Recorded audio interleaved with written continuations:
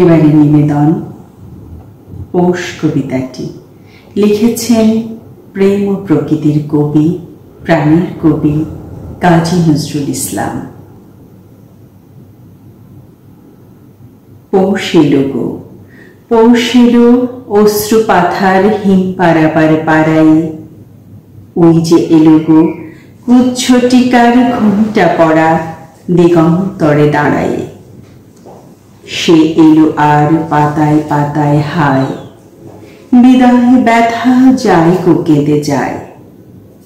অস্তবধূ আহা মলিন চোখে যায়, পথ চলা দ্বীপ সন্ধ্যা তারায় হারায়। পৌষ এলো গো এক বছরের শ্রান্তি পথের কালের আয়ু ক্ষয়। পাকা ধানের বিদায় ঋতু, নতুন আশার ভয়। পৌষ এলো গো, পৌষ এলো, শুকনো নিঃশ্বাস কদম ভারাতুর, বিদায় ক্ষণের আহা ভাঙা গলার সুর। ওঠো পথিক যাবে অনেক দূর, কালো চোখের করুণ চাওয়া ছাড়ায়।